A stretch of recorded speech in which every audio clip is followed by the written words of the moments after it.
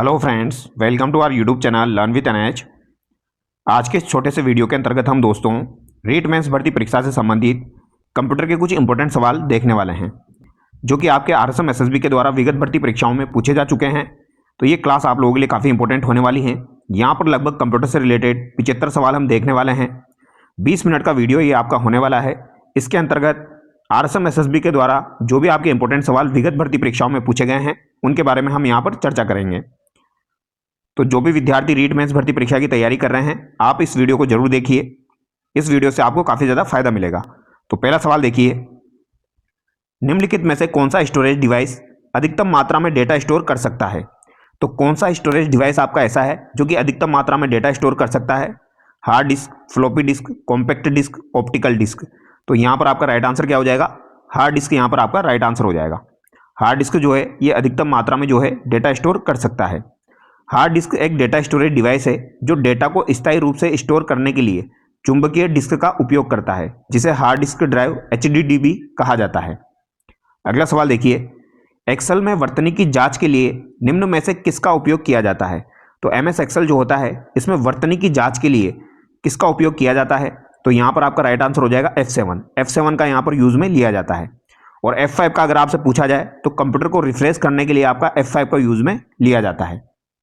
अगला सवाल देखिए, इंटीग्रेटेड सर्किट IC किस जनरेशन के कंप्यूटर से संबंधित है? तो IC का संबंध आपका किस जनरेशन से हो जाएगा? तो ये आपके थर्ड जनरेशन से हो जाएगा। ऑप्शन सी यहाँ पर आपका सही होगा। अगर प्रथम जनरेशन की बात की जाए तो वैक्यूम ट्यूब का संबंध आपका प्रथम जनरेशन से है। द्वितीय जनरेशन से आपका ट्रांजिस्टर का संबंध हो जाएगा। IC का संबंध आपका तृतीय जनरेशन से हो जाएगा। और माइक्रो प्रोसेसर जो है ये आपका फोर्थ जनरेशन से संबंधित है। और फिफ्थ जनरेशन से आपका आर्टिफिशियल इंटेलिजेंस संबंधित हो जाएगा। तो ये पांचों आपको ध्यान रखने हैं। अगला सवाल देखिए, निम्नलिखित में से कौन सा फंक्शन स्प्रेडशीट में वर्तमान सिस्टम दिनांक प्रदर्शित करता है? तो स्प्रेडशीट में वर्तमान सिस्टम में दिनांक अगर आपको प्रदर्शित करनी है तो आप कौन सा फंक्शन जो है वो यूज में लेंगे? तो यहाँ पर टुडे और स्मॉल ब्रैकेट वाला जो फंक्शन है वो हम यहाँ पर यूज में लेंगे। बी यहाँ पर आपका सही होगा। अगला सवाल देखिए, MS ऑफिस में प्रिंट के लिए निम्न में से कौन सा शॉर्टकट कमांड है? तो MS ऑफिस में प्रिंट के लिए अगर शॉर्टकट कमांड की बात की जाए तो Ctrl+P यहाँ पर आपका हो जाएगा। ऑप्शन सी यहाँ पर सही होगा। अगला सवाल देखिए, निम्नलिखित में से कौन सा character formatting word processing tool नहीं है? तो कौन सा character formatting word processing tool यहाँ पर नहीं है? फॉन्ट कलर, अलाइनमेंट, रेखांकन या प्रभाव। तो यहाँ पर आपका राइट आंसर क्या हो जाएगा? अलाइनमेंट हो जाएगा। यह आपका character formatting word processing tool नहीं है, जबकि फॉन्ट कलर, रेखांकन और प्रभाव जो है ये आपके किसके अंतर्गत आते हैं? Character formatting word processing tool के अंतर्गत आते हैं। अगला सवाल है, MS पावर पॉइंट में फ्लाई इन क्या है? MS पावर पॉइंट के अंतर्गत फ्लाई इन क्या होता है? तो फ्लाई इन आपका क्या हो जाएगा? एनिमेशन इफेक्ट हो जाएगा। क्या हो जाएगा दोस्तों? एनिमेशन इफेक्ट यहां पर हो जाएगा। अगला सवाल देखिए, फ्लॉपी डिस्क के बारे में निम्नलिखित में से कौन सा कथन यहां पर सत्य नहीं है? तो फ्लॉपी डिस्क के बारे में आपको बताना है, कुछ संस्करणों में केवल 1.44 MB ही संग्रहित किया जा सकता है। डेटा को केवल तभी पढ़ा या लिखा जा सकता है जब राइट प्रोटेक्ट नोचबंद या ढका हुआ हो। फ्लॉपी डिस्क माइलर प्लास्टिक से बनी होती है। माइलर प्लास्टिक की सतह लो ऑक्साइड चुंबकीय पदार्थ से लेपित होती है। तो यहाँ पर कौन सा कथन जो है वह आपका सत्य नहीं है? तो डेटा को केवल तभी पढ़ा जा या लिखा जा सकता है जब राइट प्रोटेक्ट नोच बंद या ढका हुआ हो। यह बात यहाँ पर आपकी गलत हो जाएगी। बाकी तीनों बातें यहाँ पर आपकी सही है, यह आपको ध्यान रखना है। फ्लॉपी डिस्क माइलर प्लास्टिक से बनी होती है। माइलर प्लास्टिक की सतह लो ऑक्साइड से लेपित होती है। तो ये दोनों बातें आपको ध्यान रखनी है। अगला सवाल देखिए, HTTP का पूर्ण रूप है। तो HTTP जो होता है इसका फुल फॉर्म यहाँ पर पूछा गया है। यह आपका क्या हो जाएगा? हाइपर टेक्स्ट ट्रांसफर प्रोटोकॉल यहाँ पर हो जाएगा। तो हाइपर टेक्स्ट ट्रांसफर प्रोटोकॉल इसकी फुल फॉर्म हो जाएगी। अगला सवाल है, निम्नलिखित में से कौन सा अनुवादक उच्च स्तरीय भाषा को एक ही बार में निम्न स्तरीय भाषा में परिवर्तित कर देता है? तो आपकी हाई प्रोग्रामिंग लैंग्वेज जो होती है उसको निम्न स्तरीय भाषा में, लो लेवल लैंग्वेज में बदलता है एक ही बार में। तो ये कौन सा आपका हो जाएगा? कंपाइलर होगा या इंटरप्रेटर यहाँ पर होगा? इन दोनों में से कौन सा आपका राइट आंसर होगा ये आपको बताना है। तो यहाँ पर आपका राइट आंसर क्या हो जाएगा? कंपाइलर हो जाएगा। कंपाइलर जो होता है दोस्तों ये हाई लेवल को लो लेवल लैंग्वेज में बदलता है एक ही बार में। तो यहाँ पर क्या पूछा गया है? एक ही बार में कौन बदलेगा? तो कंपाइलर बदलेगा। लेकिन स्टेप बाय स्टेप अगर आपको बदलना है तो आप किसको यूज में लोगे? इंटरप्रेटर को यूज में लोगे, ये आपको ध्यान रखना है। लेकिन एक ही बार में बदलना हो तो कंपाइलर आप यूज में लोगे। अगला सवाल देखिए, यूएसबी का पूर्ण रूप है, तो यूएसबी का पूर्ण रूप क्या हो जाएगा, तो यूनिवर्सल सीरियल बस इसकी फुल फॉर्म हो जाएगी। निम्नलिखित में से कौन सा कंप्यूटर का एक इनपुट डिवाइस नहीं है, तो यहां पर कौन सा आपका कंप्यूटर का एक इनपुट डिवाइस नहीं है, ऐसा सवाल काफी बार एग्जाम में पूछा जाता है। Track ball, joystick, monitor, image scanner. तो यहां पर मॉनिटर जो है दोस्तों ये आपका इनपुट डिवाइस नहीं है, डी यहां पर आपका सही हो जाएगा, ये आपका आउटपुट के अंतर्गत आता है। अगला सवाल है, डेटा को कंप्यूटर सिस्टम के विभिन्न संगठनों के मध्य भौतिक तारों का उपयोग करके स्थानांतरित किया जाता है, उन्हें कहा जाता है, तो इन्हें क्या कहा जाएगा, तो ये भी आपका महत्वपूर्ण सवाल है, इन्हें बस कहा जाता है, सी यहां पर आपका सही होगा। और ये इंपॉर्टेंट सवाल है, लगभग 4 से 5 बार एग्जाम में आ चुका है। तो डेटा को कंप्यूटर सिस्टम के विभिन्न संगठनों के मध्य भौतिक तारों का उपयोग करके स्थानांतरित किया जाता है, तो इन्हें क्या कहा जाता है, बस कहा जाता है। माइक्रोसॉफ्ट वर्ड में निम्नलिखित में से कौन चालू दस्तावेज के बारे में जानकारी प्रदान करता है, तो आपकी करंट दस्तावेज यानी चालू दस्तावेज जो है इनके बारे में जानकारी कौन प्रदान करता है, तो ये स्टेटस बार जो है ये इसमें आपको दिखाई देती है। तो स्टेटस बार में आपके चालू दस्तावेज जो करंट आपके डॉक्यूमेंट है उनके बारे में जानकारी मिलती है, स्टेटस बार आपको ध्यान रखना है। अगला सवाल है, निम्नलिखित में से कौन एमएस एक्सेल का फंक्शन नहीं है, तो एमएस एक्सेल का फंक्शन यहां पर आपका कौन सा नहीं है, काउंट, मिनिमम, मैक्सिमम, सबस्ट्रैक्ट। तो यहां पर कौन सा आपका नहीं है, तो सबस्ट्रैक्ट यहां पर नहीं होता है, घटाने वाला यहां पर नहीं है, मैक्सिमम होता है, मिनिमम होता है, काउंट होता है, ठीक है। एक जेटाबाइट आपकी बराबर होती है, तो एक जेटाबाइट आपकी किसके बराबर होती है, तो ये 1024 एक्साबाइट के आपके बराबर होती है, ऑप्शन ए यहां पर आपका सही होगा। ऐसा सवाल भी एग्जाम में पूछा जाता है, तो ये जितनी भी बाइट है ये आपको ध्यान रखनी है, योटाबाइट, जेटाबाइट, ठीक है, एक्साबाइट, ये सारी आपको ध्यान होनी चाहिए। अगला सवाल है, निम्नलिखित में से कौन पावर पॉइंट की शॉर्टकट की जो प्रारंभ में से स्लाइड प्रेजेंटेशन करने में मदद करती है, तो पावर पॉइंट की ऐसी कौन सी शॉर्टकट की है जो प्रारंभ से स्लाइड प्रेजेंटेशन करने में मदद करती है, तो ये आपकी कौन सी हो जाएगी, F5 हो जाएगी। ये क्या करती है, स्लाइड को जो है ये स्टार्टिंग से शुरू करने में मदद करेगी आपकी F5। एक पेटाबाइट किसके बराबर होता है, तो एक पेटाबाइट अगर आपसे पूछा जाए तो ये 1024 टेराबाइट के आपके बराबर होता है। अगला सवाल है, निम्नलिखित में से कौन सा स्प्रेडशीट में डेटा को आरोही या अवरोही क्रम में व्यवस्थित करने की एक विधि है, तो कोई भी डेटा अगर आपको दे दिया जाए और स्प्रेडशीट में अगर उसको आरोही या अवरोही क्रम में अगर आपको असेंडिंग डिसेंडिंग ऑर्डर में जमाना हो तो कौन सी चीज को आप यूज में लोगे, filter, shortening, AutoSum, logical operator. तो देखिए यहां पर शॉर्टनिंग आपको ध्यान रखना है, शॉर्टनिंग जो है उसको हम यूज में लेते हैं किसके लिए, आरोही या अवरोही क्रम में डेटा को जमाने के लिए। अगला सवाल है, निम्नलिखित में से कौन सा सिस्टम सॉफ्टवेयर है, तो यहां पर सिस्टम सॉफ्टवेयर आपका कौन सा हो जाएगा, Excel, PowerPoint, MS Word, Linux. तो लिनक्स आपका सिस्टम सॉफ्टवेयर यहां पर हो जाएगा, ठीक है। अगला सवाल देखिए, निम्नलिखित में से कौन सा एक प्रिंटर ध्वनि रहित, उच्च गति और उच्च गुणवत्ता वाला होता है, तो ध्वनि रहित होता है यानी ध्वनि उसमें नहीं होती है, उच्च गति भी होती है और उच्च गुणवत्ता भी होती है। तो ऐसा कौन सा प्रिंटर आपका हो जाएगा, तो ये लेजर प्रिंटर यहां पर आपका हो जाएगा, कौन सा हो जाएगा, लेजर प्रिंटर यहां पर आपका हो जाएगा। अगला सवाल देखिए, स्प्रेडशीट में सेल कंटेंट्स को संपादित करने के लिए किस फंक्शन कुंजी को उपयोग में लिया जाता है, तो स्प्रेडशीट में सेल कंटेंट्स को संपादित करने के लिए किस फंक्शन कुंजी को यूज में लिया जाएगा, तो यहां पर F2 फंक्शन कुंजी को यूज में लिया जाता है। तो याद रखिएगा स्प्रेडशीट में सेल कंटेंट्स को संपादित करने के लिए आपके F2 फंक्शन कुंजी को यूज में लिया जाता है। निम्नलिखित में से कौन सा दृश्य व्यू मार्जिन और रूलर्स को दर्शाता है, तो व्यू मार्जिन और रूलर्स आपके किस में दिखाई देते हैं, ये आपसे पूछा गया है, तो ये पेज लेआउट व्यू में आपको दिखाई देते हैं, ऑप्शन सी यहां पर आपका सही होगा। अगला सवाल है, एमएस वर्ड में व्याकरण और वर्तनी की जांच के लिए निम्नलिखित में से किस कुंजी का प्रयोग में लिया जाता है, तो आपको वर्तनी की जांच करनी है तो आप F7 कुंजी को यहां पर यूज में लेते हो, डी यहां पर आपका बिल्कुल सही हो जाएगा। अगला सवाल देखिए, निम्नलिखित में से कौन सा आपका आउटपुट डिवाइस है, तो यहां पर कौन सा आपका आउटपुट डिवाइस हो जाएगा, कीबोर्ड, माउस, स्पीकर, जॉयस्टिक। तो स्पीकर जो है ये आपका आउटपुट डिवाइस के अंतर्गत आता है। इसके अलावा प्रिंटर, प्लॉटर, ये सभी आपके आउटपुट डिवाइस में आते हैं। अगला सवाल है, माइक्रो प्रोसेसर की किस पीढ़ी में VLSI 32 बिट का उपयोग किया गया था, तो VLSI का प्रयोग आपका किस पीढ़ी में किया गया था, ये आपसे पूछा गया है। तो चतुर्थ पीढ़ी में यानी 4th जनरेशन में आपके VLSI को प्रयोग में लिया गया था, ठीक है। अगला सवाल है, एक प्रस्तुति के दौरान एक स्लाइड से दूसरी स्लाइड के परिवर्तन में आने वाले स्पेशल इफेक्ट को क्या कहते हैं? तो एक स्लाइड से दूसरी स्लाइड के परिवर्तन में जो स्पेशल इफेक्ट आता है उसे क्या कहा जाता है? तो इसे स्लाइड ट्रांजिशन कहा जाता है। क्या कहा जाएगा? Slide transition. अगला सवाल है, निम्न में से कौन सी शॉर्टकट की एक्सेल में चयनित कॉलम को छिपाती है? तो कौन सी शॉर्टकट की आपकी एक्सेल में चयनित कॉलम को छुपाती है? यानी जो कॉलम है अगर उसको आपको छुपाना है तो कौन सी शॉर्टकट कुंजी यूज में ली जाती है? काफी इंपॉर्टेंट सवाल है, याद रखिएगा दोस्तों। अगर आपसे कॉलम का पूछा जाए तो याद रखना कॉलम का हो जाएगा Ctrl+0। ठीक है, इसको कैसे याद रखना है? इसको ऐसे याद रखना। देखिए कॉलम को हम कैसे लिखते हैं? COLUMN। ठीक है, तो यहां पर क्या आ रहा है? O आ रहा है, तो O को आप 0 बना देना और C को क्या बना देना? कंट्रोल बना देना। तो Ctrl+0 जो है ये कॉलम को छुपाने के लिए यूज में लिया जाता है, ये आपको ध्यान रखना।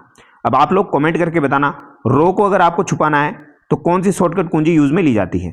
ये भी आपसे पूछी जा सकती है। अगला सवाल है, निम्न में से कौन सा कथन विभिन्न प्रकार के MS वर्ड अलाइनमेंट के बारे में सत्य नहीं है? तो यहां पर दिया गया है आपका बायां अलाइनमेंट, अनुच्छेद के सभी लाइनें बाईं ओर पंक्तिबद्ध होगी। मध्य अलाइनमेंट, अनुच्छेद की सभी लाइनें मध्य केंद्र में पंक्तिबद्ध होगी। दायां अलाइनमेंट, अनुच्छेद की सभी लाइनें दाईं ओर पंक्तिबद्ध होगी। जस्टिफाई अलाइनमेंट, अनुच्छेद की बाईं तरफ अलाइन पंक्तिबद्ध होगी जिसमें आखिरी पंक्ति भी सम्मिलित होगी। तो यहां पर डी आपका गलत हो जाएगा क्योंकि जस्टिफाई अलाइनमेंट जो है इसका यहां पर गलत एक्सप्लेनेशन दिया गया है। बाकी ये तीनों यहां पर सही है। ये 4 प्रकार के अलाइनमेंट आपके होते हैं, ये भी आपको ध्यान रखने हैं। ठीक है, MS वर्ड में कीबोर्ड की के संदर्भ में निम्न में से कौन सी युग्म सही नहीं है? कंट्रोल की टैब, कमांड की कैप्स लॉक, पंक्चुएशन की सेमीकोलन, नेविगेशन की पेज अप। तो यहां पर कौन सा आपका सुमेलित नहीं है? तो कमांड की आपकी कभी भी कैप्स लॉक नहीं होती है, यहां पर बी आपका गलत हो गया। कंट्रोल की टैब हो जाएगी, पंक्चुएशन की सेमीकोलन हो जाएगा, नेविगेशन की आपकी पेज अप हो जाएगी। अगला सवाल है, निम्नलिखित में से कौन MS ऑफिस में ओपन कमांड है? तो MS ऑफिस में अगर ओपन कमांड की बात की जाए तो ये कौन सी हो जाएगी? आपकी Ctrl+O यहां पर हो जाएगी। अगला सवाल देखिए, एक्सेल का निम्न में से कौन सा कमांड आपकी कार्य पुस्तिका की पिछली सीट पर ले जाएगा? तो ऐसा कौन सा कमांड है जो आपकी कार्य पुस्तिका की पिछली सीट पर आपको ले जाएगा? देखो 2 सवाल पूछे जाते हैं, एक तो पिछली सीट पर ले जाएगा और एक आपकी आगे की सीट पर ले जाएगा। तो पिछली सीट पर कौन ले जाएगा ये आपको बताना है। तो Ctrl+पेज अप जो है ये आपको पिछली सीट पर ले जाएगा और Ctrl+डाउन अप जो होता है वह आपको आगे की सीट पर ले जाता है। आगे देखिए, IBM सिस्टम 360 निम्न में से किसका उदाहरण है? तो IBM सिस्टम 360 यानी आपसे पूछा जाएगा IBM जो है 360 ये किसका उदाहरण है? तो ये किसका उदाहरण आपका है? ये 3rd जनरेशन कंप्यूटर का उदाहरण है, यानी 3rd जनरेशन में इसको बनाया गया था IBM 360 को।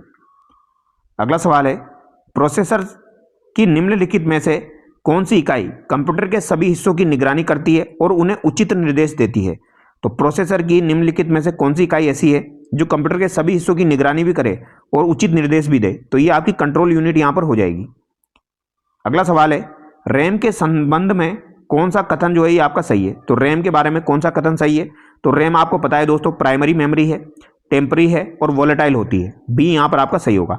तो वोलेटाइल है, टेम्पररी है और आपकी मेन मेमोरी है। MS एक्सेल में एक वैलिड फॉर्मूला कहां से शुरू होता है? तो वैलिड फॉर्मूला आपका इक्वल टू से शुरू होता है। तो इक्वल टू जो है यहां से आपका शुरू होगा वैलिड फॉर्मूला बराबर के साइन से। पावर पॉइंट प्रस्तुतिकरण में एक डिजाइन जो लेआउट को नियंत्रित और स्लाइडों के लिए फॉर्मेटिंग करता है क्या कहलाता है? तो एक ऐसा लेआउट जो स्लाइडों को फॉर्मेटिंग भी करे और नियंत्रित भी करे, यानी लेआउट को नियंत्रित करे और स्लाइडों के लिए फॉर्मेटिंग करे, तो ये आपका क्या कहलाएगा? तो ये आपका टेम्पलेट कहलाता है। बी यहां पर आपका सही होगा। निम्नलिखित में से कौन सा इनपुट डिवाइस नहीं है? तो यहां पर कौन सा आपका इनपुट डिवाइस नहीं है? Touch screen, scanner, mouse, projector. Projector आपका आउटपुट डिवाइस के अंतर्गत आता है, तो ये आपका इनपुट डिवाइस नहीं है। अगला सवाल देखिए, एक उपकरण जो औद्योगिक रोबोट्स के परिचालन, कंप्यूटर गेम के खेलों एवं फ्लाइट में प्रशिक्षण अनुरूपकों के उपकरण के रूप में प्रयुक्त होता है कहलाता है। तो ये आपका क्या कहलाता है? जॉयस्टिक यहां पर कहलाता है, जो कि गेमिंग वगैरह के लिए आपका यूज में लिया जाता है। किस रेफरेंसिंग में फॉर्मूला कॉपी करते समय सेल रेफरेंस नहीं बदलता है? तो ऐसी कौन सा आपका रेफरेंस है जिसमें आपका सेल रेफरेंस नहीं बदलता है? फॉर्मूला यहां पर पूछा गया है, सेल, एब्सोल्यूट, रिलेटिव, मिक्स्ड। तो एब्सोल्यूट जो आपका सेल रेफरेंस होता है इसमें आपका सेल रेफरेंस नहीं बदलता है। अगला सवाल है, निम्नलिखित में से कौन कंप्यूटर की लघुत्तम डेटा यूनिट है? तो लघुत्तम डेटा यूनिट इनमें से आपको बतानी है कंप्यूटर की कौन सी हो जाएगी? एक निब्बल, बाइट, जीबी, केबी। तो निब्बल जो है वो यहाँ पर आपकी सबसे छोटी हो जाएगी ऑप्शन के हिसाब से देखा जाए तो लघुत्तम डेटा यूनिट आपकी कंप्यूटर की निब्बल यहाँ पर हो जाएगी। अगला सवाल है, निम्न में से कौन सा सेकंड जनरेशन का कंप्यूटर है? तो सेकंड जनरेशन का कंप्यूटर आपको बताना है, ये आपका कौन सा हो जाएगा? IBM 4341, इनाइक, IBM 7030, IBM notebook. तो IBM 7030 जो है दोस्तों, ये आपका सेकंड जनरेशन का कंप्यूटर हो जाएगा, ये आपको ध्यान रखना है। ठीक है, 7030 आपका सेकंड जनरेशन का था और IBM 360 आपका कौन से जनरेशन का था? वो आपका थर्ड जनरेशन का था, ये आपको ध्यान रखना है। इनाइक जो है, ये जहाँ तक मुझे याद है, ये आपका फर्स्ट जनरेशन का कंप्यूटर है। आगे देखिए, MS ऑफिस सॉफ्टवेयर में किसी लाइन या टेक्स्ट के सेंट्रल अलाइनमेंट के लिए शॉर्टकट की है। तो किसी लाइन या टेक्स्ट के सेंट्रल अलाइनमेंट के लिए शॉर्टकट कुंजी आपकी कौन सी हो जाएगी MS ऑफिस में? तो ये आपकी हो जाएगी Ctrl+E। तो याद रखना, Ctrl+E जो है ये आपको सेंटर के लिए हो जाएगी MS ऑफिस में। निम्न में से कौन सी ऑप्टिकल स्टोरेज डिवाइस है? तो ऑप्टिकल स्टोरेज डिवाइस आपकी कौन सी यहाँ पर हो जाएगी? तो ब्लू रे डिस्क जो है ये आपकी ऑप्टिकल स्टोरेज डिवाइस है। देखो, पंच कार्ड भी नहीं है, हार्ड डिस्क भी नहीं है, टेप भी नहीं है, तो ब्लू रे डिस्क जो है ये आपकी ऑप्टिकल स्टोरेज डिवाइस है। ऑप्शन के हिसाब से भी आप इन सवालों को कर सकते हो। निम्न में से कौन सा कंट्रोल यूनिट का कार्य नहीं है? तो कंट्रोल यूनिट जो है इसका कौन सा कार्य यहाँ पर नहीं है? डायरेक्ट ऑपरेशन, ये इसका कार्य नहीं है। Guide data flow through computer memory, ये भी इसका कार्य है। कंट्रोल सिक्वेंशियल इंस्ट्रक्शन एग्जीक्यूशन, ये भी है। इंटरप्रेट आपके इंस्ट्रक्शन, तो ये भी है, यानी इंस्ट्रक्शन को संभालना वगैरह ये सब इसका काम है, लेकिन डायरेक्ट ऑपरेशन करना इसका काम नहीं है। अगला सवाल देखिए, निम्न में से कौन सा समूह केवल इनपुट डिवाइस से संबंधित है? तो केवल इनपुट डिवाइस कौन कौन से हो जाएंगे? स्कैनर आपका इनपुट है, कीबोर्ड इनपुट है, माउस इनपुट है, बी यहाँ पर आपका सही हो जाएगा।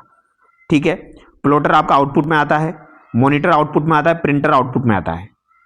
निम्न में से कौन इंपैक्ट प्रिंटर का उदाहरण है? तो इंपैक्ट प्रिंटर का उदाहरण यहाँ पर आपका कौन सा हो जाएगा? तो डॉट मैट्रिक्स प्रिंटर जो है ये आपका एक इंपैक्ट प्रिंटर का उदाहरण है। ठीक है, इंपैक्ट प्रिंटर का उदाहरण कौन सा हो जाएगा? डॉट मैट्रिक्स प्रिंटर हो जाएगा। और अगर नॉन इंपैक्ट पूछा जाए तो लेजर प्रिंटर और इंकजेट प्रिंटर, ये आपके नॉन इंपैक्ट के उदाहरण है। निम्न में से कौन सा स्प्रेडशीट प्रोग्राम का प्रकार नहीं है? तो स्प्रेडशीट प्रोग्राम का प्रकार यहाँ पर कौन सा नहीं है? गूगल शीट, रोज सिंपनी, जोहो शीट, माइक्रोसॉफ्ट एक्सेल। तो रोज सिंपनी जो है दोस्तों ये आपके स्प्रेडशीट प्रोग्राम का उदाहरण नहीं है। गूगल शीट होती है, जोहो शीट होती है, माइक्रोसॉफ्ट एक्सेल भी होता है। कंप्यूटर की कौन सी पीढ़ी से इंटीग्रेटेड सर्किट IC का प्रयोग शुरू हुआ? तो IC का प्रयोग जो है ये कब से शुरू हुआ, ये आपसे पूछा गया है। तो ये तीसरी पीढ़ी से आपका शुरू हुआ था।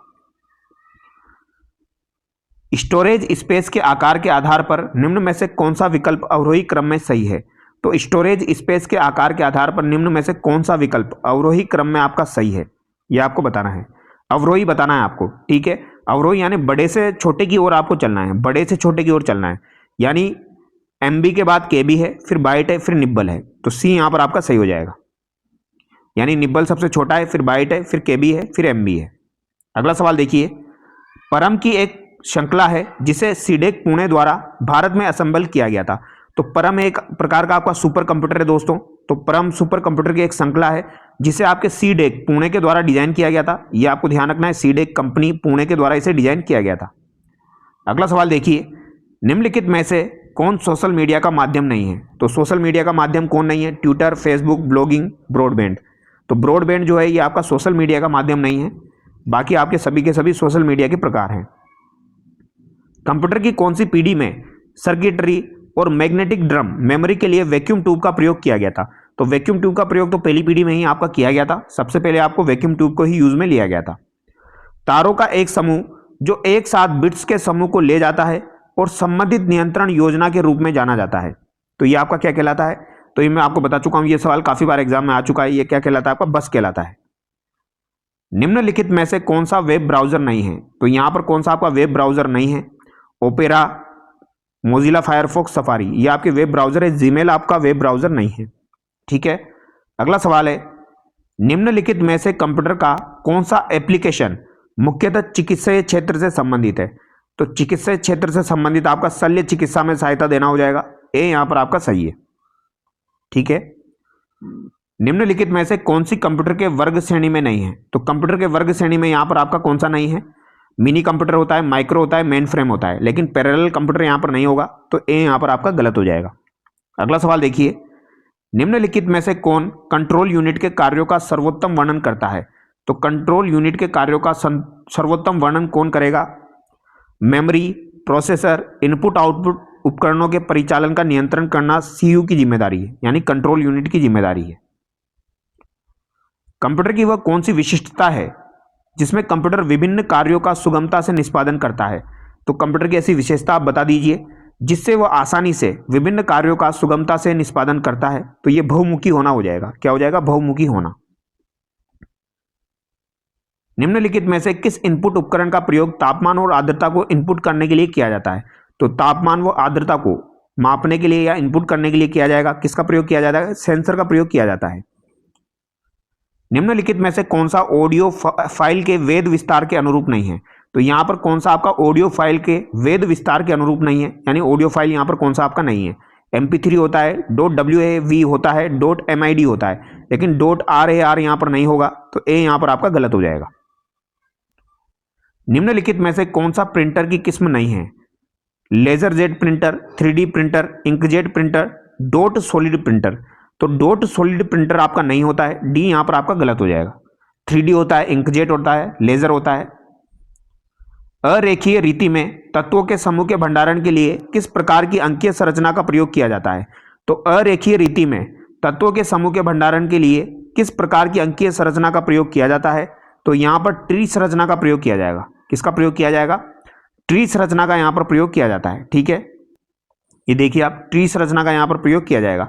तो अरेखीय रीति में तत्वों के समूह के भंडारण के लिए किस प्रकार की अंकीय संरचना का प्रयोग किया जाएगा? तो ट्री संरचना का यहां पर प्रयोग किया जाता है। उपयोगकर्ता द्वारा कंप्यूटर पर निष्पादित किए जाने वाले विशिष्ट कार्यों में प्रयोग होने वाले सॉफ्टवेयर का नाम क्या है? तो विशिष्ट कार्यों में प्रयोग होने वाले सॉफ्टवेयर का नाम यहां पर क्या हो जाएगा?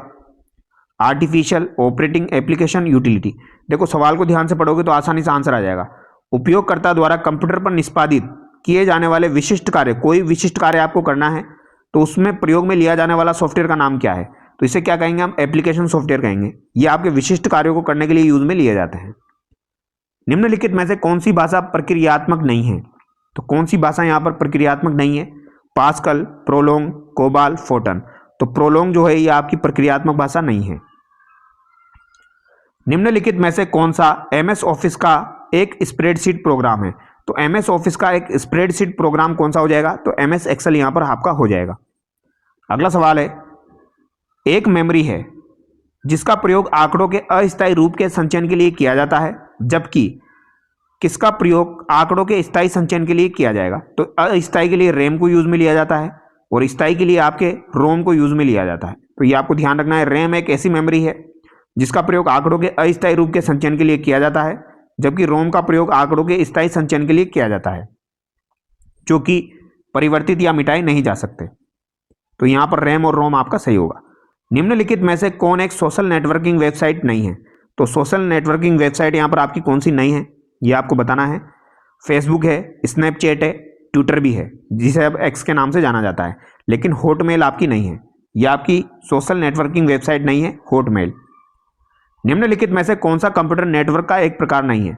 तो नेटवर्क का एक प्रकार यहां पर कौन सा नहीं है? रिंग होता है, बस होता है, स्टार होता है, लेकिन पेन आपका नहीं होता है। PAN यहां पर आपका नहीं होता है। पावर पॉइंट प्रेजेंटेशन में एनिमेशन मुख्य रूप से क्या निर्धारित करता है? तो पावर पॉइंट प्रेजेंटेशन में एनिमेशन क्या करता है? तो स्लाइड में वस्तु कैसे दिखाई देगी, यही काम किसका होता है? एनिमेशन का होता है। तो स्लाइड में वस्तु किस तरीके से दिखाई देगी, यह काम किसका है? एनिमेशन का यहां पर हो जाएगा। अगला सवाल देखिए, निम्नलिखित में से कौन सा फाइल विस्तार MS PowerPoint 365 प्रेजेंटेशन पर लागू होता है जब आप उसे डिफॉल्ट रूप से सेव करते हैं? तो PowerPoint 365 प्रेजेंटेशन पर लागू होगा जब आप उसे डिफॉल्ट रूप से सेव करेंगे। तो ये कौन सा हो जाएगा? आपका .pptx हो जाएगा। किसके बारे में पूछा गया है? PowerPoint के बारे में पूछा गया है, तो .pptx यहां पर होगा। कंप्यूटर में CPU का मुख्य कार्य क्या होता है? आंकड़ों का प्रसंस्करण करना। ठीक है, आंकड़ों का प्रसंस्करण करना। निम्न में से कौन सा MS वर्ड में पैराग्राफ का संरेखण नहीं है? तो MS वर्ड में जो पैराग्राफ होता है इसका अलाइनमेंट यहां पर कौन सा नहीं है? पूर्व, बायां, दायां, जस्टिफाई। तो पूर्व अलाइनमेंट यहां पर नहीं होता है, दायां होता है, बायां होता है, और आपका दोस्तों जस्टिफाई भी होता है। निम्नलिखित में से कौन सा बिट वाइज ऑपरेटर नहीं है? तो बिट वाइज ऑपरेटर यहां पर आपका कौन सा नहीं है? तो यहाँ पर आपका डॉट जो दिया गया है ये आपका बिट वाइज ऑपरेटर नहीं है, तो बी यहाँ पर आपका गलत हो जाएगा। ठीक है, अब एक सवाल आप सब लोगों के लिए, इसका आंसर आप कमेंट करके बताएंगे। 74 सवाल मैंने आपको करवाए हैं, 75वां जो सवाल है इसका आंसर आप कमेंट करके बताएंगे। कंप्यूटर की वह विशेषता जिसमें प्रोग्राम, सूचना एवं आंकड़ों का संग्रह किया जाता है, ये क्या कहलाती है? तो कंप्यूटर की ऐसी कौन सी विशेषता है जिसमें प्रोग्राम, सूचना, आंकड़ों का संग्रह किया जाएगा? ये आपकी क्या कहलाएगी? गति, बहुमुखीता, संग्रहण की क्षमता या परिशुद्धता? तो इसका आंसर आपका ABCD में से आपको कमेंट करके बताना है। ठीक है, और अगर आपको वीडियो अच्छा लगा है तो वीडियो को लाइक करें और चैनल को सब्सक्राइब करें। Thank you so much.